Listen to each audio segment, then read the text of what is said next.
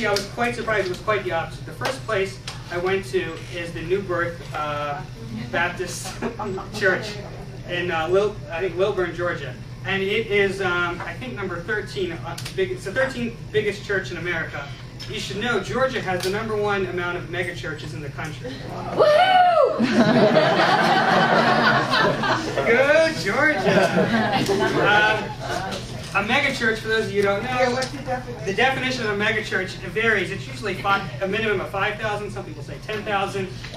New Birth has 22,000 members in New Birth. The Sunday I was there, there were about 15,000, 16,000 people when I went there. And yeah, Credit Scott King's funeral was there, right?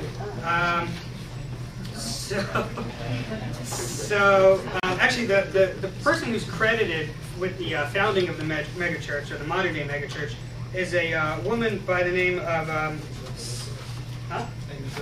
was going to say, yes, Sister Amy. Sister Amy McPherson.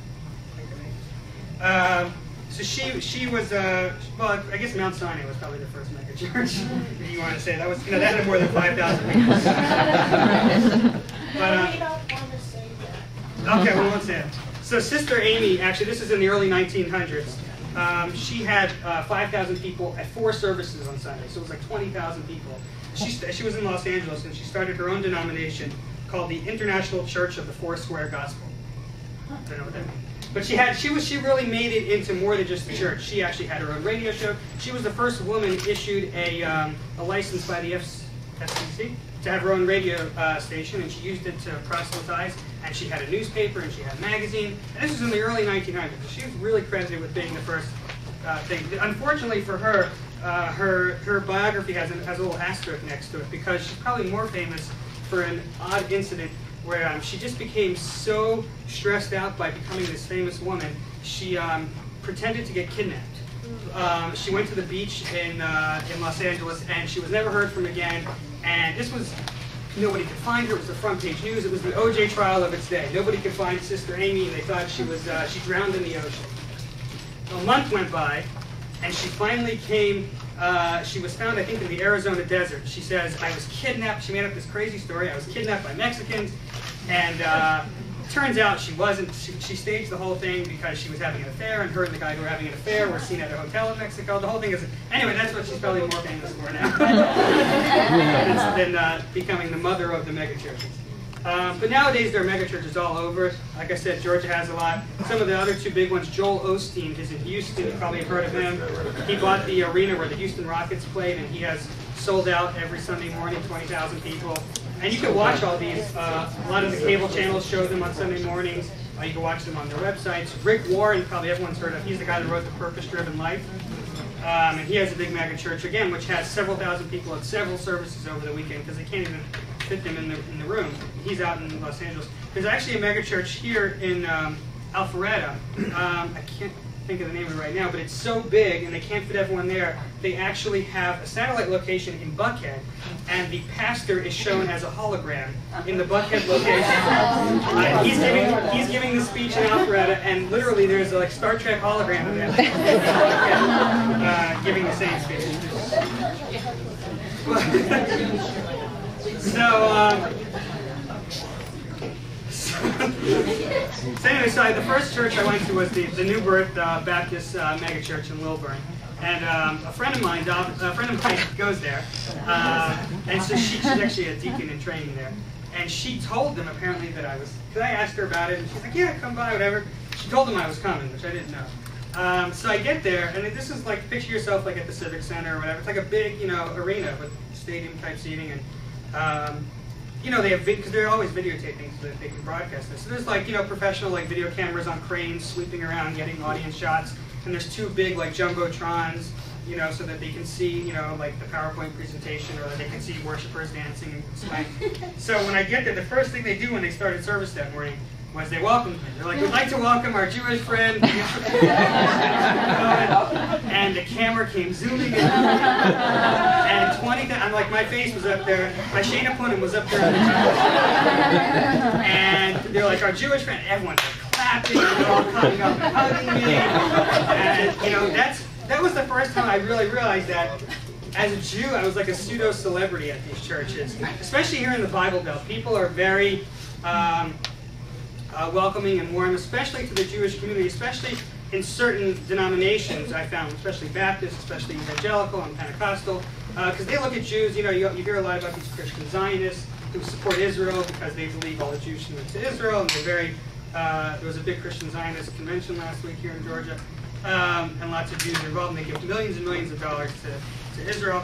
And there's a great book on the subject, if anyone wants to read, called A Match Made in Heaven, where they talk about the relationship between Jews and Christian Zionists. So they were very welcoming of Jews, and a lot of these people look at Jews as the true, authentic religion, or the religion that we were born from. So they looked at me kind of like as a little, like I said, pseudo-celebrity. They were all giving me hugs and really bridging the gap a little too close between our two religions. So that was that. The other interesting thing I noticed about that day is, it was about 2 hours. The whole service was about 4 hours long. And so I thought going to church would be easier, so this was like a mini Yom Kippur there. But it wasn't as sad, obviously. A lot of what they do for the first 2 hours I was there, it was just, they would sing, they had a 100-person choir on the stage and a band, and they were singing songs, and everyone's dancing in the aisles, and everyone's going nuts, and it would be like a 20-minute song, and then everyone would sit down, and they'd make an announcement. Okay, kids, we're going to have a kids convention next. It was like you hear at the synagogue, at the end of synagogue, you hear announcements.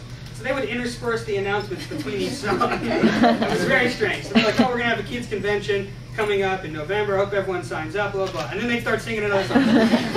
And this went on for 2 hours. So like the services technically didn't even start. I look at services as, one of the things that bothered me about Jewish prayer is that we say the same thing over and over and over again, 3 times a day, every single day. How can this be inspiring if we're living, especially if it's in Hebrew? Like, I don't even understand Hebrew, and we're saying the same thing over and over again. So there, it's kind of just the opposite. It's like willy-nilly, whatever goes flies. And it was actually pretty inspiring to me that they're not saying the same thing, and that there was so much music and just so much, in Hebrew we call it ruach. There was a lot of ruach at the church, a lot of spirited dancing and stuff. And then I actually had to go to the restroom, and they actually have the service audio being pumped into the restroom, which I thought was kind of odd, because in Judaism you're supposed to take your tallit off when you go to the restroom, like nothing holy is supposed to go on in there. And this was like, let's do it.